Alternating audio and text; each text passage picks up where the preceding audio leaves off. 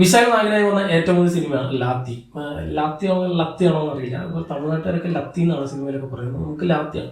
Lathi charge എന്നാണ് പടത്തിൽ എഴുതി കാണിക്കുന്നത്. ഇംഗ്ലീഷിൽ അതിന്റെ ടൈറ്റിൽ കാണിക്കുമ്പോൾ തന്നെ ലാത്തി ചാർജ് തന്നെയാണ് പടം. സസ്പെൻഷനിലുള്ള ഒരു പോലീസ് ഓഫീസർ, അദ്ദേഹം ഒരു കോൺസ്റ്റബിൾ ആണ്. അപ്പോൾ ആ ഒരു കോൺസ്റ്റബിൾ തിരികെ ഡ്യൂട്ടിയിലേക്ക് കയറാൻ ശ്രമിക്കുന്ന കുറെ വഴികൾ, ആ വഴിയിലൂടെ അദ്ദേഹത്തിന് നേരിടേണ്ടി വരുന്ന കുറെ പ്രശ്നങ്ങൾ, അത് ഒരു ഗ്യാങ് ബാറിലേക്ക് തന്നെ എത്തിക്കുന്നു, അല്ലെങ്കിൽ ഒരു ഗ്യാങ്സ്റ്റേഴ്സിന്റെ ഇടയിലേക്ക് ഇദ്ദേഹത്തെ കൊണ്ട് എത്തിക്കുന്നു.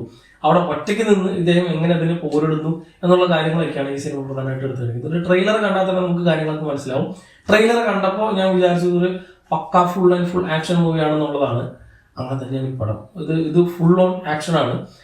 ഈ സിനിമയിൽ ഒരുപാട് നെഗറ്റീവ്സ് ഉണ്ട്. ഒരുപാട് എന്ന് പറഞ്ഞാൽ എണ്ണി പറയത്തക്ക, നമുക്ക് ഇങ്ങനെ നെഗറ്റീവ് പോസിറ്റീവ് എന്നൊക്കെ മാറ്റി വെച്ച് പറയാനാണെങ്കിൽ ഈ പടത്തിൽ നെഗറ്റീവ് മാത്രമേ ഉള്ളൂ, പോസിറ്റീവ് ചിലപ്പോൾ ഒന്നും ഉണ്ടാവില്ല. പക്ഷെ ഒരു പക്ക കൊമേഴ്ഷ്യൽ മാസ് എന്റർടൈനർ ആയിട്ട് നോക്കുമ്പോൾ നല്ലൊരു പടം തന്നെയായിട്ടാണ് എനിക്ക് പേഴ്സണലി തോന്നിയത്. കാരണം ഈ സിനിമയിൽ സ്ഥിരം കൊമേഴ്ഷ്യൽ പടങ്ങളിൽ വരാറുള്ള ഐറ്റം ഡാൻസോ ഇൻട്രോ സോങ്ങോ അല്ലെങ്കിൽ അമ്മ പാസം തങ്കച്ചി പാസം പിന്നെ അങ്ങനത്തെ കുറേ പാസം രംഗങ്ങളോ ഒരു കൂട്ടം ഫ്രണ്ട്സോ അവരെല്ലാവരും കൂടി സേവ് ചെയ്യാൻ നോക്കുന്ന കാര്യങ്ങളോ അങ്ങനത്തെ ഒരു രക്ഷകൻ സെറ്റപ്പ് ഒന്നും അല്ല ഈ സിനിമ. ഒരു സാധാരണ ഒരു കോൺസ്റ്റബിൾ, അതിപ്പോ ഈ പടത്തിൽ പറയുന്ന ഒരു ഡയലോഗ് ഉണ്ട്. ഇപ്പോൾ സാധാരണ ജനങ്ങൾക്ക് എന്തെങ്കിലും ഒരു പ്രശ്നം ഉണ്ടായാൽ പോലീസ് കൂടെ നിൽക്കും. പോലീസിൽ തന്നെ വലിയ വലിയ ആൾക്കാരുണ്ടെങ്കിൽ അവർക്ക് കൂടെ നിൽക്കൽ താഴെയുള്ള ഈ കോൺസ്റ്റബിൾ മുതലുള്ള ബാക്കി എല്ലാവരും തന്നെ കൂടെ നിൽക്കും.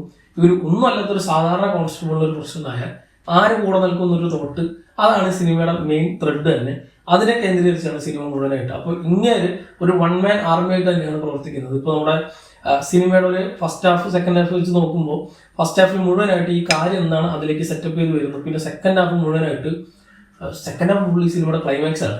ഒരു നിങ്ങൾ ട്രെയിലറിൽ കണ്ടിട്ടുണ്ട്, ഒരു ബിൽഡിങ്ങിലുള്ള ഒരു ഫൈറ്റ് ഉണ്ട്, ഒരു കൺസ്ട്രക്ഷൻ നടത്തുന്ന ഒരു ബിൽഡിങ്ങിൽ.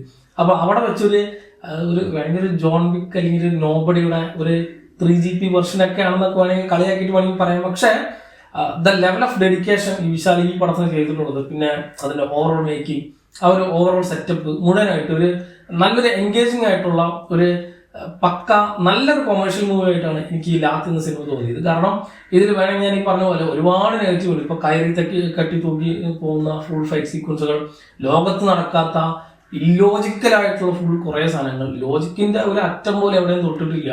ഇപ്പൊ കത്തി കുത്തിയ ആള്, ബോംബ് കിട്ടിയ ആള്, ഒരു 50 പേര് 60 പേര് ഒക്കെ അടിയാണ് നമുക്ക് കുഴപ്പമില്ലെന്ന് പറയും. ഇപ്പൊ നമ്മള് ശിവാജി പടത്തില് രജനികാന്ത് ചിലപ്പോൾ ഒരു 1000 പേര് അടിക്കുന്ന സീക്വൻസ് ഉണ്ട്. ഈ ഒരു പടത്തിൽ ചിലപ്പോൾ ഒരു 2000 പേരൊക്കെ ഉണ്ടാവും. അറ്റ് എ ടൈം ഈ ഒറ്റ കോൺസ്റ്റബിൾ ഒറ്റ ലാത്തി വെച്ചിട്ട് 2000 പേരൊക്കെ അടിക്കാന്ന് പറഞ്ഞാൽ നടക്കണ കാര്യമില്ല നമുക്ക് തോന്നും. പക്ഷെ അതിനെ ബിലീവ് ചെയ്യത്തക്ക രീതിയിലാണ് സിനിമയിൽ ഇങ്ങനെ സെറ്റ് ചെയ്ത് വെച്ചുള്ളത്. അല്ലെങ്കിൽ സിനിമയുടെ സ്റ്റേജിങ് അങ്ങനെയാണ്. ഒരുപാട് കാര്യങ്ങൾ ഇതിനെ പ്രയറായിട്ട് ഓൾറെഡി സെറ്റ് ചെയ്ത് വെച്ചിട്ടൊക്കെയാണ് പല കാര്യങ്ങളും കാണിച്ചു തരുന്നത്. അതുകൊണ്ട് തന്നെ ബിലീവ് ചെയ്യാൻ പറ്റുമെന്ന് വെച്ചാൽ ഇല്ല, എന്നാലും ബിലീവബിൾ ആയിട്ടാണ് സിനിമ പ്രസന്റ് ചെയ്യുന്നത്. അതുകൊണ്ട് തന്നെ ഇങ്ങനെ വെറുപ്പിച്ചതായിട്ടൊന്നും എനിക്ക് തോന്നിയില്ല. എനിക്കൊരു നല്ല എന്റർടൈനർ ആയിട്ടാണ് തോന്നിയത്. വേണമെങ്കിൽ അല്ലെങ്കിൽ ഇതിപ്പോ ഇങ്ങനെ ആക്കായിരുന്നു, അങ്ങനെ ആക്കായിരുന്നു, ഇങ്ങനെ മാറ്റായിരുന്നു എന്നൊക്കെ വേണമെങ്കിൽ ഒരുപാട് കാര്യങ്ങൾ നമുക്ക് കമന്റ് ചെയ്യാം ഈ സിനിമയെ പറ്റി. കുറച്ചും കൂടി നന്നാക്കായിരുന്നു എന്നൊക്കെ പറയാം. പക്ഷെ പറഞ്ഞിട്ടൊരു കാര്യമില്ല. സിനിമ കിട്ടിയ സിനിമയാണ്, അല്ലെങ്കിൽ ഓൾറെഡി എടുത്തു കഴിഞ്ഞ് നമുക്ക് മുമ്പിൽ വന്ന സിനിമയാണ്.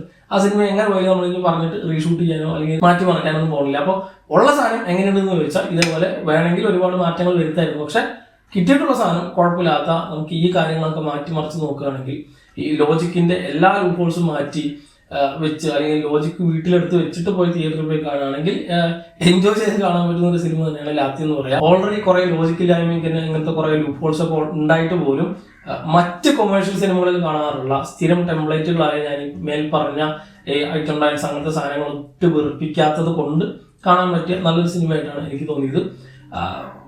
മസ്റ്റ് വാച്ച് എന്നൊന്നും പറയാൻ പറ്റില്ല. നമ്മൾ വെറുതെ ഇരിക്കുകയാണെങ്കിൽ ബാക്കിയുള്ള എല്ലാ പടങ്ങളും കണ്ടു കഴിഞ്ഞെങ്കിൽ വെറുതെ ടൈം പാസിന് വേണമെങ്കിൽ ഒരു വട്ടം ഒന്ന് കണ്ടുനോക്കാൻ പറ്റുന്ന ഒരു കൊമേഴ്ഷ്യൽ മൂവിയാണ് ലാത്തി എന്ന സിനിമ.